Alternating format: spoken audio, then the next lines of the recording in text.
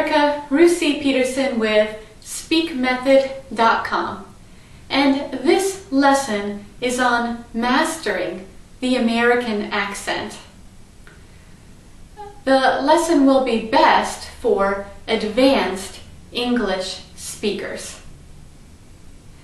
There are several points which can help you move from speaking the language well to speaking it in a way that sounds fluent, if that is your goal. And these are some tips to get you there. The first thing is the point of resonance. Anytime someone learns an accent, they think about the point of resonance, the main place where the sound occurs in the mouth. This may seem easy. You may think it's always the middle, but in some languages it's the forward part of the mouth, and in languages that sound more guttural or throaty, it's in the backward part of the mouth. British English has the point of resonance in the forward part of the mouth. American English has the point of resonance in the middle. This means that if you learned British English as a child, or if you come from a language that has more of these throaty sounds, you may need to really concentrate on relaxing your face as you speak and thinking about the sound really occurring in the middle of the mouth. The second big point is that Americans move the face a lot as we speak. And this may feel unnatural if you're from a language or culture that does not move the face as much. However, to master the accent, it's necessary because sounds change depending on the openness of the mouth or how much the lips move. That means if your goal is really to master the accent, you do need to move the face. And one other tip to go with that is that Americans compensate for this by meeting each other in the eye.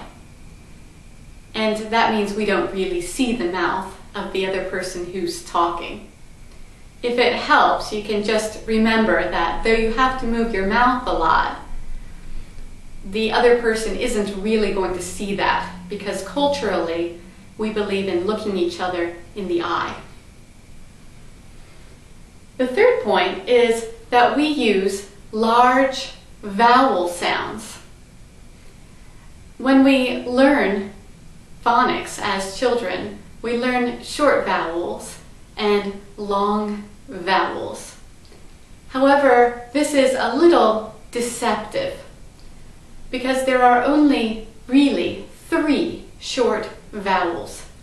The short E as in met, the short I as in sit, and the short U as in up. All the other vowel sounds are really quite big, and Americans have stronger vowels and smoother consonants. This is another big difference between American English and British English.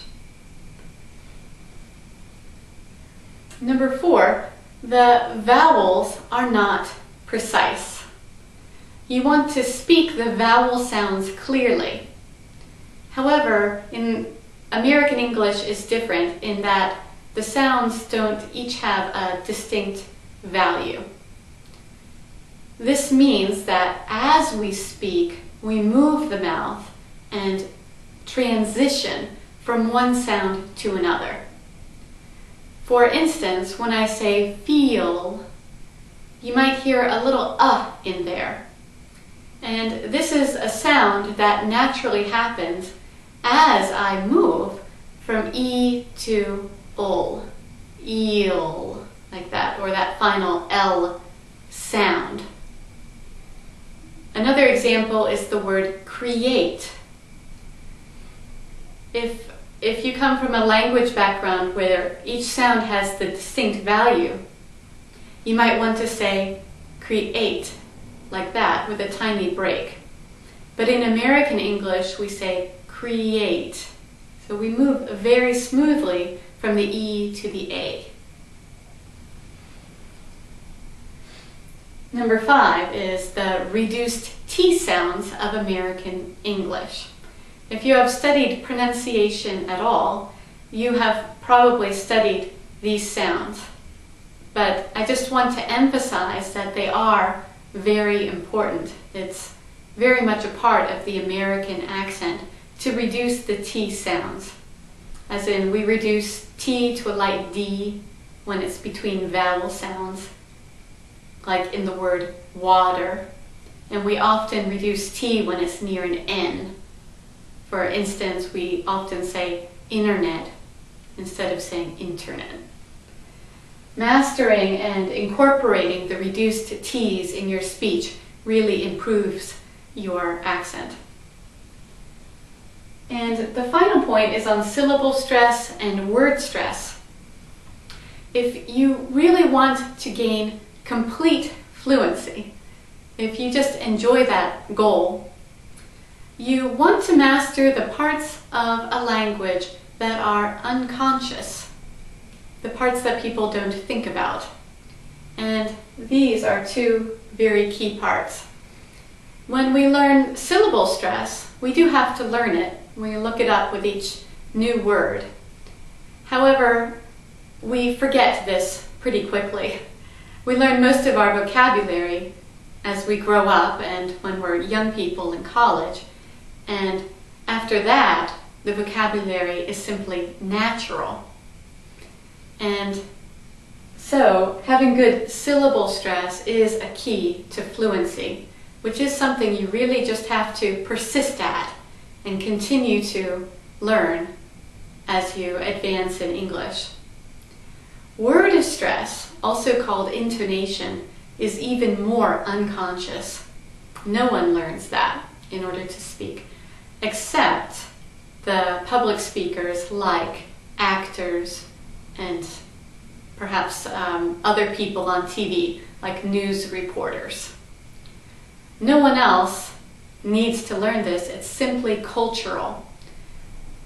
And that means that if you want to perfect the American accent, you really want to focus some study on word stress, figuring out where to stress, where to pause, and where to reduce the small words. All of these tips together can help you move just more forward in really mastering the American accent, if that's what you choose to do. You can learn all these rules at www.speakmethod.com. Thanks. Bye-bye.